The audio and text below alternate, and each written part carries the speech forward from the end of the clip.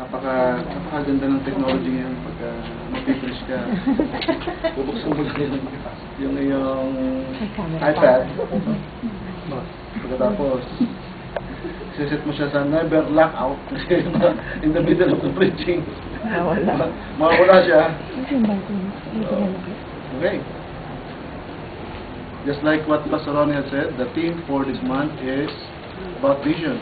The Bible says that where there is no vision, the people perish. I'm so blessed, especially this morning dahil unang-una, nakita ko na sama-sama tayong nagbigay ng papuri sa Panginoon. That is a blessing that cannot be weighed in terms of money, in terms of human resources. Ito siguro yung sinasabi ng Panginoon na isang araw, lahat ng bagay ay susubukin sa pamamagitan ng apoy at ang matitira lang, yung talagang few, yung mga talagang dalisay. So, nakita ko yung pagiging dalisay, may nagsabi doon. Pure. Pagiging dalisay o pure ng ating pagbibigay ng papuri sa Panginoon. Amen. Sa Panginoon ay nagsimula ng kanyang ministry sa Isaiah 61, sabi niya doon, "The Spirit of God is upon me, because the Lord has anointed me to preach good tidings unto the meek. He had sent me to bind up the brokenhearted, to proclaim liberty to the captives, and the opening of the prison to them that are bound." So, kung ang promise ng Panginoon is to set the captives free, and to give us a life that is abundant, meaningful, and colorful, then there is something wrong because we are not all experiencing this kind of life. And because of that, I would like to introduce to you the theme for the month, which is where there is no vision, the people perish. Tinignan ko yung vision sa dictionary, ang sabi doon, the faculty to see, the ability to think or plan the future, a dream, vision is a dream, a trance, supernatural apparition, a vivid mental image about the future. Pero sinabi nga na ni Pastor Ronnie kanina, ang sabi sa Psalm 118, 105, "Thy word is a lamp unto my feet and a light unto my path." In other words, the word of God is the one giving us the vision. It is the one that is lighting our path. Yung salita ng Diyos, or the word of God, is the one that gives us direction, the place that we should go. So, also in relation to this, ginugugol ko yung 2020 vision with Pastor Ephraim. Remember last week it was his celebration. He was born. So ginugol ko siya. I was shocked on what the Google was saying. Sabi doon, "We found Ephraim Manuel's current address and telephone number." so those who want to get in touch with him, the telephone number is available for you. Just Google it. So, what am I talking about? Let me first illustrate. There is somebody here who is playing the guitar. And some of us, instead of focusing on the sound that the guitar player is making, some of us are concerned on ano kaya yung klase ng kahoy na ginamit doon sa guitar niya. How does guitar really functions? So instead of appreciating the music, we are so distracted by other things. And I remember that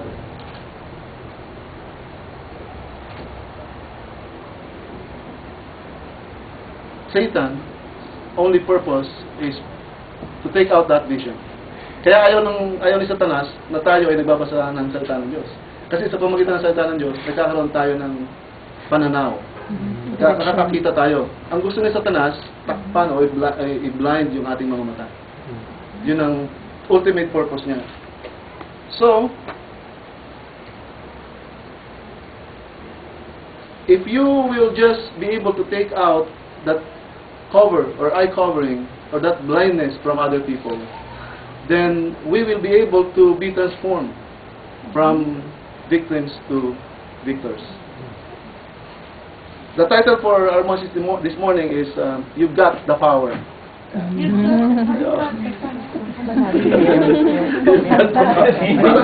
Parang hindi ako original.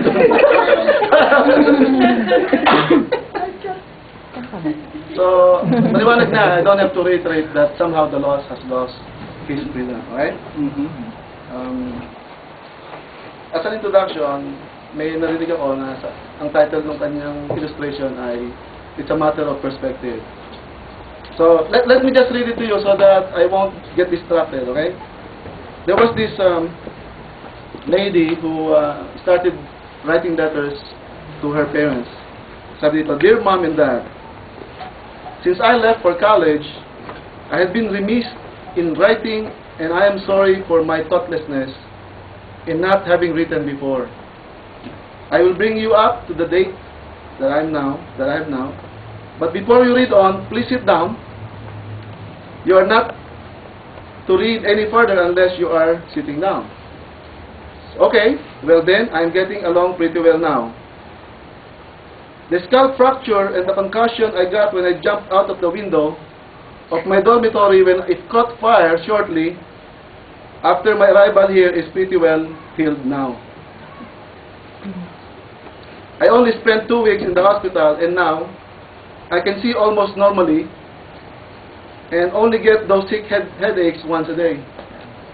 Fortunately, the fire in the dormitory and my jump were witnessed by an attendant at the gas station near the dorm, and he was the one who called the fire department and the ambulance. He also visited me in the hospital, and since I have nowhere to live because of the burnt out dormitory, he was kind enough to invite me to share his apartment with him. It's really a basement room, but it's a kind of cute. He is a very fine boy and we have fallen deeply in love and are planning on getting married. We haven't got the date exactly yet, but it will be before my pregnancy begins to show. Yes, Mother and Dad, I am pregnant.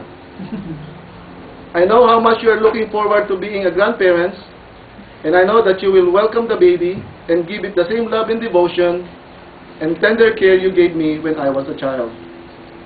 The reason for the delay in our marriage is that my boyfriend has a minor infection which prevents us from passing our premarital blood test, and I carelessly caught it from him. I know that you will welcome him into our family with open arms. He is kind, and although he is of a different race and religion than ours, some parents are relating to this, I know your often expressed tolerance will not permit you to be bothered by that. Now that I have brought you up to date, I want to tell you that there was no dormitory fire, I did not have a concussion or skull fracture, I was not in the hospital, I am not pregnant, I am not engaged, I am not infected, and there is no boyfriend in my life. However, I am getting B in calculus, F in chemistry, and I want to see you those marks in their proper perspective. Susie, point number 1, perspective. God's perspective. You got the power, so point number 1, the perspective. It's really a matter of perspective. Okay, at this point, I would like to ask 2 volunteers, and I don't want them to volunteer, I just want to pick them up. One of them is Brother Mix, and the other one is Brother Jos. So please come to the front, and I would like to make an illustration. There's this kind of game that participants are all blindfolded. You can blindfold yourself. You can blindfold yourself. I'll blindfold you, blindfold me. Okay. All participants were all blindfolded, and they are supposed, but we're not gonna do that this morning. All of them are gonna make one specific sound so they can find their partner. So, for example, a bird will go tweet, tweet, tweet, and the other one's go tweet, tweet, tweet, and then all of them all in one place, they will start finding each other. Right? And I had this experience. In fact, I believe it was the mother of one of our participants, and she was testifying, and I believe to her calculations, it was about 3 hours, and she cannot still find her partner. To what is being assigned to them is to be a frog. One of them is doing rivet, rivet, And she was doing coca. Of course. They cannot find each other. Now, American and Filipino friends. so lesson. Pastors, do not send the wrong message. Okay. So this is what I'm gonna do. Can you see? No. Can you see? No. How did you know? How did you know that video? Alright. I'm gonna move Miguel, alright, to a certain place. You're not gonna hit the post yet. Stay there, alright. Now, I'm gonna move you to Josh. And now I'm referring to you. To the best of your abilities, without taking your blindfolds, try to see each other. Try to go to each other. Go and move and try to go and look and find where each other is without making any sound.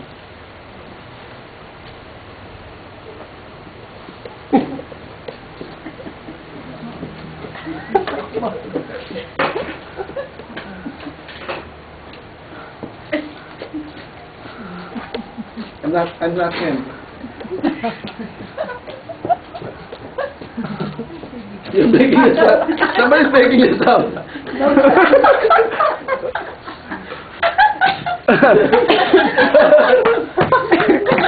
No, it's just like a video.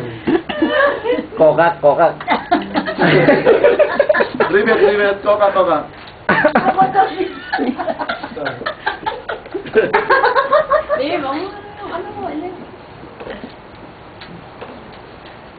Okay, you may take off the blindfold now. So I guess... I was there. You were there too. So I guess everybody got the message. Thank you guys. Let's give them a big hand. Hallelujah. Without being able to see, it will be hard for us to go where we're going. Therefore, perspective is very important. Now, like what I said earlier, it seems that to our own perspective we are free, but actually we are in prison. Some of us are in prison by finances, by some emotional entanglement. Some of us are imprisoned by sins or kind of addiction. When I say addiction, it doesn't only mean drug addiction or alcoholic kind of addiction.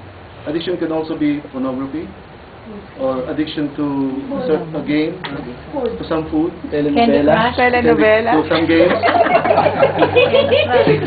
or addiction to, like for example, coming from work, you would go right away and get your iPads and look for Facebook updates, right? My point is, if your body is the one dictating what you are supposed to do, then you are in trouble. Now, let me go back to the freedom. It seems like we really could announce and tell others that we are free, but we are not. Because we are tied up to something. The Bible says, he who loves money shall never be satisfied. Right? Yeah. Kanina, sabi mo, gusto mo lang ng $20. And then later on, nung nagka-$20 ka, gusto mo $40. Tapos naging 1,000. Hindi, naging thousands. And tapos naging tens of thousands. Some of us, we say that we really have freedom, or we're not in jail. But if you're lying down in your bed, and you cannot pick yourself up, somehow you are in jail. Not by irons, not by containments, but in bed. So what I'm trying to say here is, when the Lord Jesus Christ said, the Spirit of the Lord is upon me because He has anointed me to set the captives free. What the Lord is trying to say is to give us freedom from all those entanglements and containments. Now, how is that? Let's say, for example, money. Sometimes money dictates where we go, right? Or we plan our lives based on money. But just like the kingdom of God is an upside-down kingdom, sabi ng Bible, if you want to have much, you have to give. Baliktad siya. You have to share. Because you thought that you would find happiness in acquiring as much money as you can, But after you started sharing, you feel a different kind of happiness. Somehow, in doing so, you receive your freedom. Now, how can you free others if we ourselves are inside the prison? If we do not have the right perspective?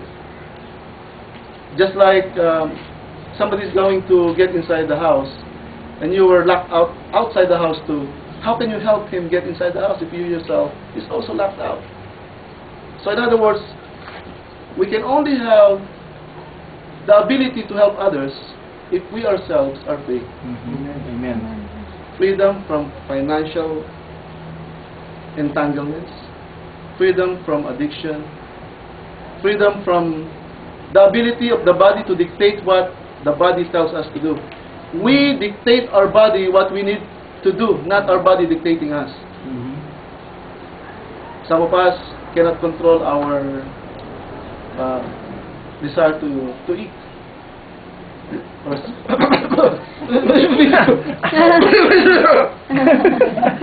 Naubo tuloy ako, pero matubig.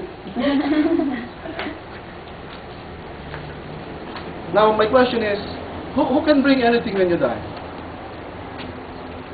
Sabi ng Bible, naked came I from my mother's womb. Naked I will depart.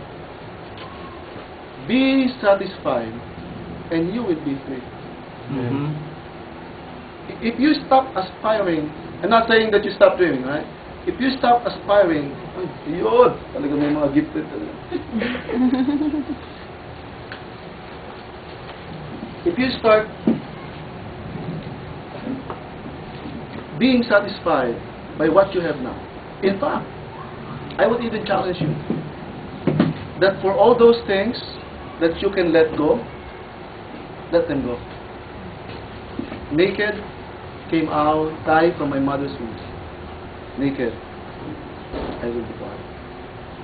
It will be a lot harder. Napansin ko, sa lahat ng mga nasa deathbed situation, lahat ng nahihirapan mamatay, yung maraming maiiwan.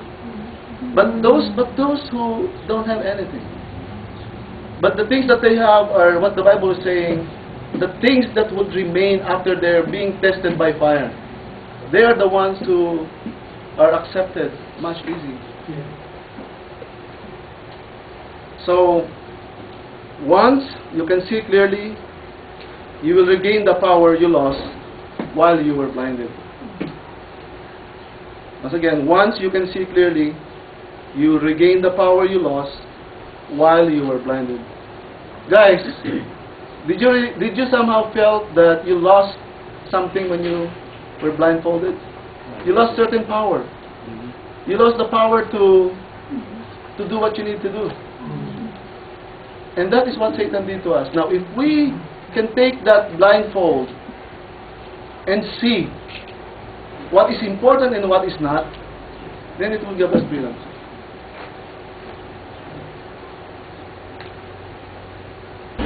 So, what is the right perspective? Sabi ng Bible, focus on those things that are not sin. They are eternal. The things that can be sin, those are the temporal things. So from now on, if we would start looking on things that are spiritual, those are the ones that would give us freedom. Know the right perspective. That's the point number one. Point number two, there is power. Power is given to us. In Matthew 28:18, sabi doon, Jesus said, all power is given to me in heaven and on earth. Go therefore and make disciples of all nations. Yun yung isa sa mga texts that one of our dear pastors used in one of his preachings. Jesus has all the power. Sabi sa Acts 1:8, and you shall receive power when the Holy Spirit has come upon you. Romans 1:16, sabi doon, for I am not ashamed of the gospel, for it is the power of God unto salvation, for the Jew first and then to the Greek. This power that Jesus has, Parakletos, the companion, that means you will not be alone, the comforter, when you are worried and anxious, the counselor, the advisor, the reminder will keep you from being focused. Let's open our Bible in John chapter 14, verse 26. In fact, the Lord Jesus Christ started in John 14. Sabi doon, let not your hearts be troubled. You believe in God, believe also in me. In my Father's house are many mansions. If it were not so, I would have told you. 14:26. And if I go and prepare a place for you, I will come again and receive you to myself, for where I am, there you may be also. Isa yun sa mga text natin sa marriage. At this point, the Lord Jesus Christ is preparing to leave. He knows that long night that somebody is going to betray him, and he's going to leave his disciples. Amen. But in verse 26, sabi doon, I'm reading from American Standard Version. But the Comforter, even the Holy Spirit, whom the Father will send in my name, he shall teach you all things and bring to your remembrance all that I said unto you. John 14:26. Sa complete, sa Jewish Bible, sabi doon, but the Counselor, the Ruach HaKodesh, the Holy Spirit, whom the Father will send in my name, will teach you everything. That is, He will remind you of everything I have said to you. Sa duway reigns, sabi doon. But the Paraclete, the Holy Ghost, whom the Father will send in my name, He will teach you all things and bring all things to your mind whatsoever I should have said to you. Everything I have said to you.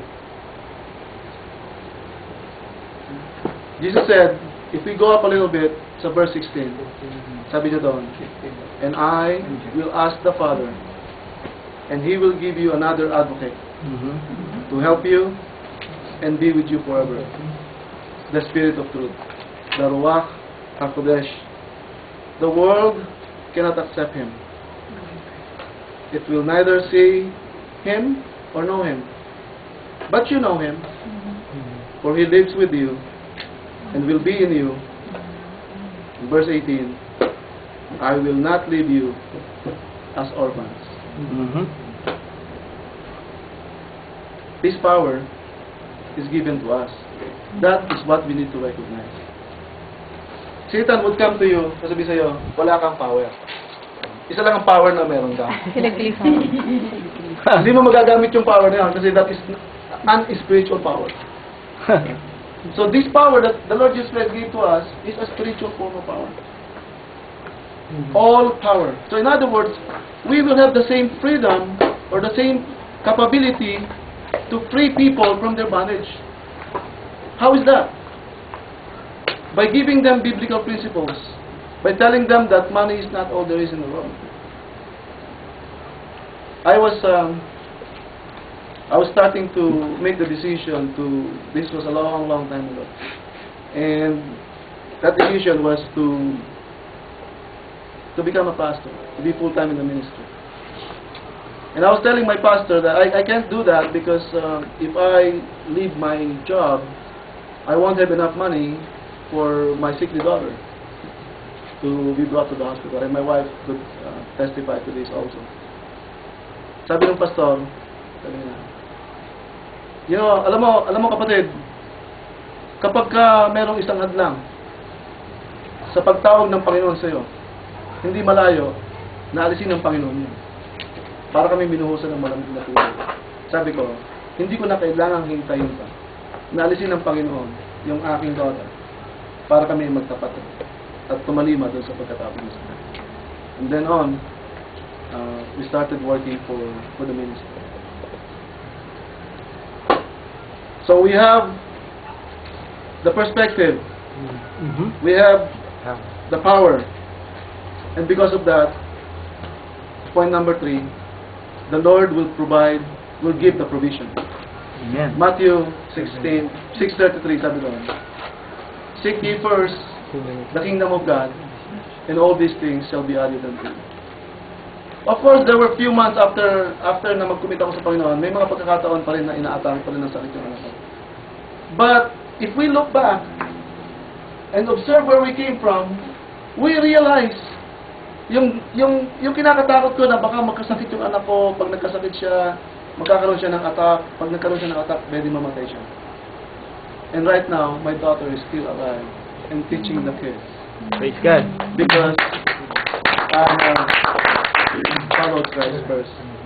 So, sabi ng Bible, seek ye first the kingdom of God, and all these things shall be added unto you. Now, am I telling you guys to leave work and start doing full-time ministry? No. Hallelujah. The place where you were called is now your mission field. Amen. Your work, your school, neighbors, friends, even your own family, especially the family. Sabi sa Bible sa Acts, men, what must I do to be saved? Paul and Silas answered, believe in the Lord Jesus Christ and you will be saved. You And your household. and your household. She is part of the household. Amen.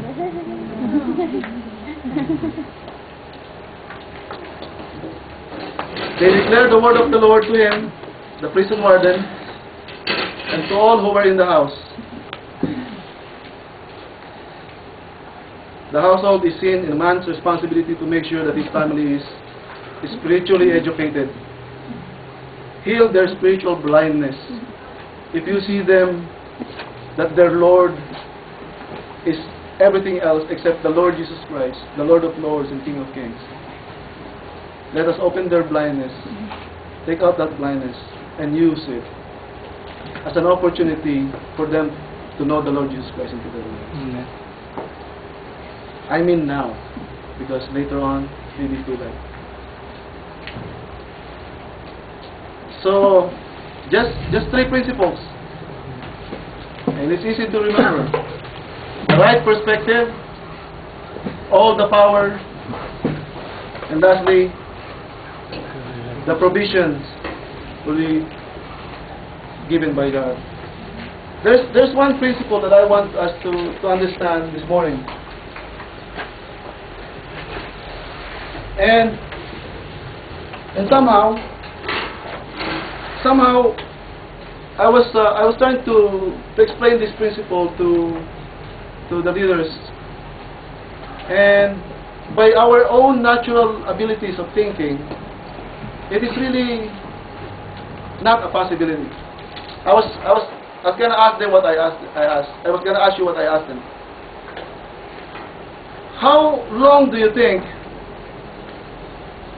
or is it possible, even possible, to have a congregation of 1,000?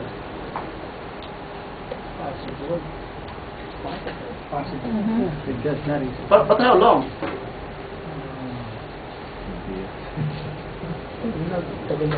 How long? Like 20 years? 3 years. 20 years? 3 years. 3 years. 3 years? 1,000? Now, to some of us who cannot really grasp how is that possible, I'm going to make an illustration. It's called the principle of spiritual multiplication.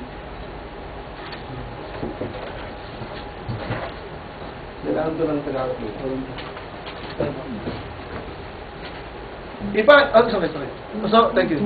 So, if I'm going to witness for 100 people and they will all receive Jesus Christ and they will go to church, they will all go to church 100%. Lagay natin sa gitna. 100 people in 1 year. And nobody's gonna fall away. They will all go to church after I witness to them. It will take me 10 years to get 1,000, correct? But who's gonna say nobody's gonna fall away? And who's gonna say that you can witness 100 people every year? In that case, if you have to witness 100 people, approximately you should be witnessing at least one every 3 days. And who's doing that right now? Raise your hand. Marami akong batong malalaki dito. Sabi sa Bible, stone them to death. Nobody. See? But this principle I want us to grasp this morning, and I want this to be hidden into your minds. If one, just one, would witness for one in 1 year and tell him the principle of spiritual multiplication, how many of them will be in the first year? Me, and him. Right? Amen. 1,000. Medyo malayo pa. Parang hindi makakapot. Parang mauubusan ng gasolina pagdating dito. Right? But if I tell him, that person who is my friend, tell him, this is my commitment. Next year, I will get another one. Just concentrate on that one, and you will do the same. We will talk about Christ. We will talk about spiritual, financial freedom. We'll let them know about the love of the Lord Jesus Christ into their lives. So in the second year, both of us will have one each.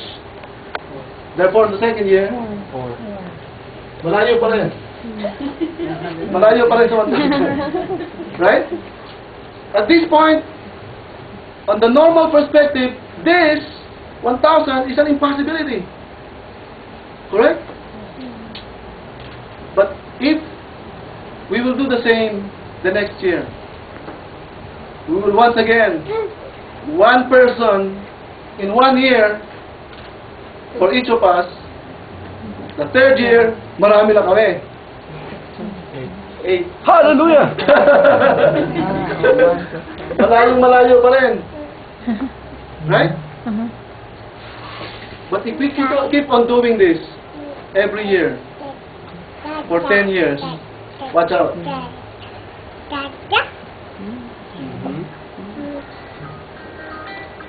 Right? Those who are math majors here, please tell them. 64. Malapit na. 128. 120. 256.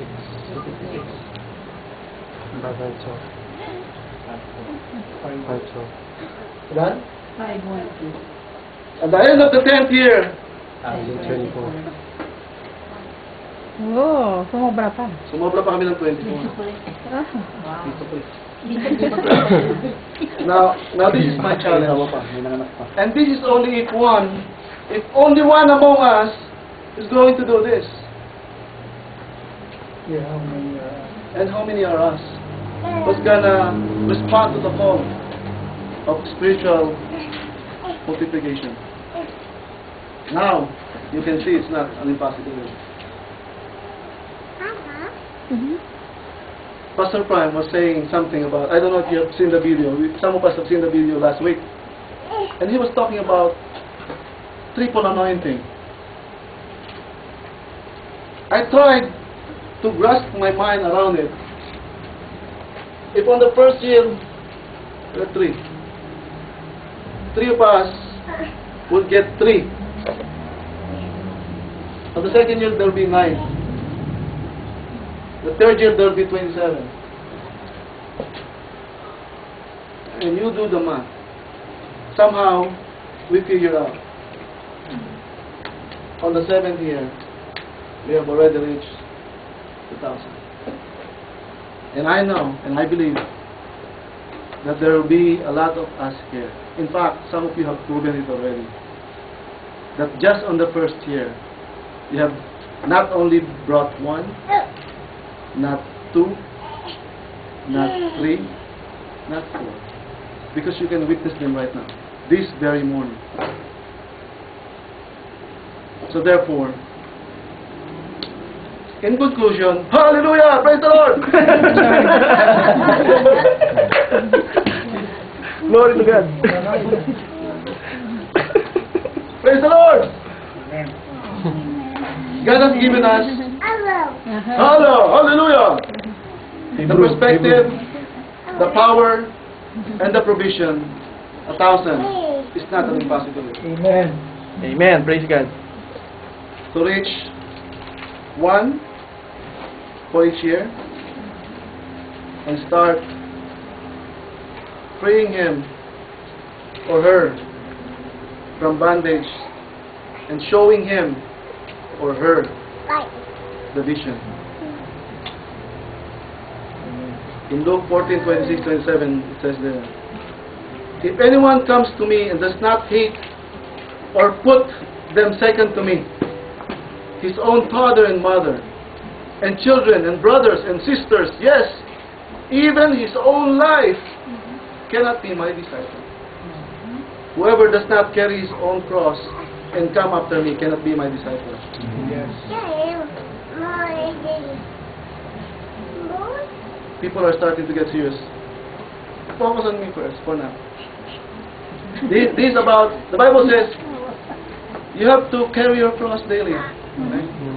I remember a preacher telling the congregation, you should carry your cross daily. In fact, starting at this particular point, I want you to embrace your own cross.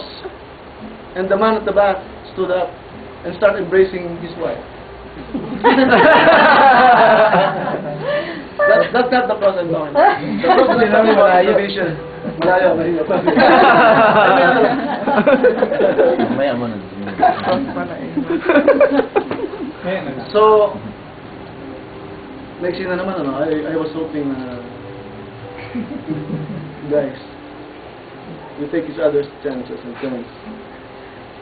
Where there is no vision, the people perish. Amen. Praise God. Okay, let's all stand up. And I would like Jabez, let us sing Amazing Grace. You know what, right?